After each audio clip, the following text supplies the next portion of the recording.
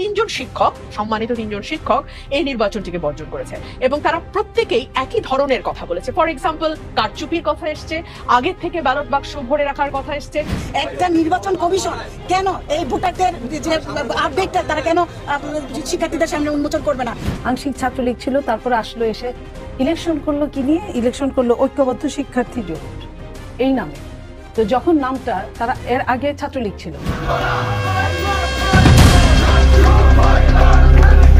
এই মুহূর্তে বাংলাদেশের রাজনীতিতে সবচেয়ে আলোচনায় ডাকসু এবং জাকসুর নির্বাচন। ইতিমধ্যে ডাকসুর গুরুত্বপূর্ণ 3টি পদে ছাত্র শিবির জয়লাভ করেছে। তবে এবার ডাকসুর পর জাকসুর ভোট গ্রহণ শেষ হলেও ছাত্রদল এই নির্বাচনকে বর্জন করেছে। তারা বলছেন নির্বাচনে ভোট চুরি হয়েছে। এই বিষয়টি নিয়ে ডক্টর ইউনূস প্রশাসনকে দুইয়ে দিয়ে ব্যারিস্টার রুমিন ফারহানা মুখ খুলেছে। ছাত্র শিবির গত 15 বছর ধরে ছাত্রলীগের ভেতরে ঢুকে গিয়ে বিশ্ববিদ্যালয়ে তাদের কর্মকাণ্ডগুলো চালু রেখেছে। 1, 2 হচ্ছে ছাত্র শিবির বা জামাত, যেটাই আপনি বলেন না কেন, তারা অনেক বেশি সুসংগঠিত এবং ক্যাডার ভিত্তিক একটি সংগঠন। এদিকে ডাকসু ও জাকসুর নির্বাচন নিয়ে রাজনৈতিক অঙ্গনে ব্যাপক চাঞ্চল্য সৃষ্টি হয়েছে। বিশ্লেষকরা বলছে ছাত্রলীগ জিতিয়েছে ছাত্র শিবিরকে। ডাকসু ও জাকসুর নির্বাচনে আওয়ামী লীগের বড় ধরনের হাত রয়েছে। এছাড়া ছাত্রদল ও ছাত্র শিবিরের মধ্যে দফায় দফায় সংঘর্ষে আহত হয়েছে অন্তত 15 জন। এ বিষয়ে বিস্তারিত জানতে সম্পূর্ণ ভিডিওটি দেখতে থাকুন। শিবির দেখলেই দুর্বল অসহায় ভাবার কোনো কারণ নাই। শিবিরের তারা যখন দাড়ি টুপির মধ্যে একটা ক্যাডার ভাব নিয়ে আসে, সাধারণ গুন্ডা পান্ডা ক্যাডাররাও থমকে যায়।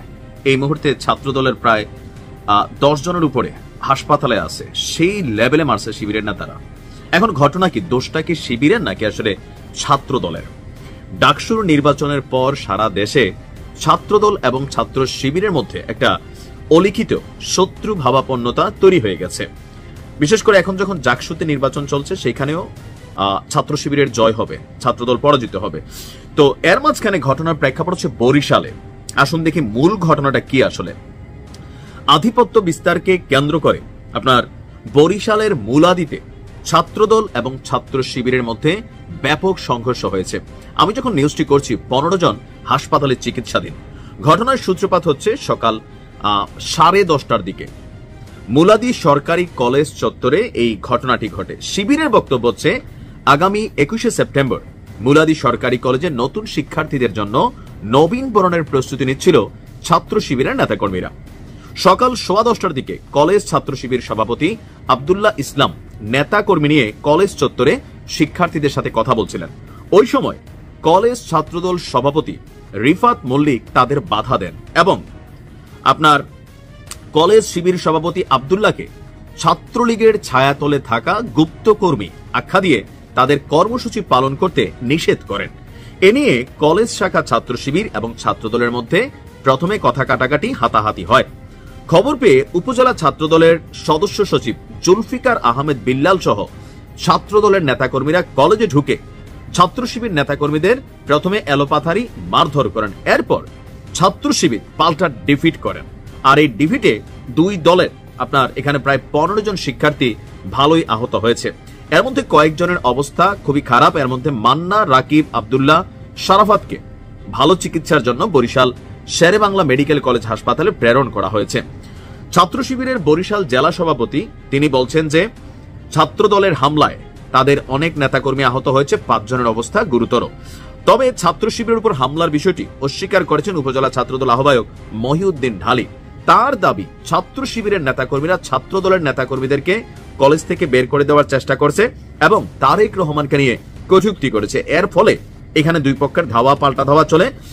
ছাত্র শিবিরের নয় বরঞ্চ ছাত্র দলের 5 জন নেতাকর্মী আহত অবস্থায় আছে, তাদেরকে মুলাদি উপজেলা স্বাস্থ্য কমপ্লেক্সে ভর্তি করা হয়েছে। এখন পুলিশের বক্তব্য, যিনি ওসি সাহেব আছেন, কেউই আপনার ঘটনা তিনি জানেন, তবে কেউ এখানে এখন পর্যন্ত অভিযোগ করেনি। অভিযোগ করলে ব্যবস্থা নেওয়া হবে। তো এখন এই মুহূর্তে সারা বাংলাদেশে আগামী দিনের রাষ্ট্র ক্ষমতা, কলেজগুলোতে নিজেদের আধিপত্য বিস্তারকে কেন্দ্র করে এখন কিন্তু এই ঘটনাগুলো প্রায়শই ঘটবে। তবে শিবির নিয়ে দুই একটা কথা না বললেও না। ছাত্রলীগ ছাত্র দলের তুলনায় শিবিরের নেতাকর্মীরা এমনিতে ভদ্র। আমি ব্যক্তি রাজনীতির আলোকে, আমার অভিজ্ঞতার আলোকে আমি সরাসরি দেখছি, আমার একটা আইডিয়া আছে, কনসেপ্ট আছে। বাট শিবিরের পোলাপাইন যদি খেপে, শিবির যদি অপারেশন করে, এটা ভিন্ন রকম অপারেশন হয়। মনে রাখেন, আপনারা যারা শিবিরকে ভালো করে চিনেন না তারা অনেকে বুঝবেন না। শিবির যখন কোনো ঘটনা ঘটায় সেটা লোকাল ঘটনা ভাবে এটা সামনে আনে না। ধরেন কুমিল্লাতে একটা ঘটনা ঘটাইলে শিবিরের নেতা কর্মীরা যারা ক্যাডার, রিজার্ভ বাহিনী ক্যাডার, আপনি হয়তো দেখতেছেন যে পাশের বাড়িতে থাকে একটা ছেলে, ভালো হুজুর, দাড়িটাড়ি, কিন্তু ক্যাডার, এরা অন কলে বাংলাদেশের বিভিন্ন জায়গা থেকে একটা টিম হিসাবে আসে, ঘটনা ঘটায়, এরপর কিন্তু নাই হয়ে যায়।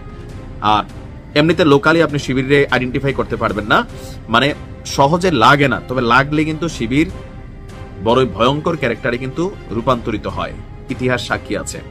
ছাত্রদলের উচিত ছাত্র শিবিরের সাথে একই প্ল্যাটফর্মে কলেজে এখন রাজনীতি হবে, দুই দলকে এখানে সৌহার্দ্যপূর্ণ অবস্থান রাখতে হবে, সহিংস কোনো ঘটনায় জড়ানো যাবে না, এতে ছাত্রদল ছাত্র শিবিরের শক্তি ক্ষয় হয়ে যাবে, মাঝখান থেকে ছাত্রলীগ কিন্তু ঢুকে যাবে টুডে অর টুমরো।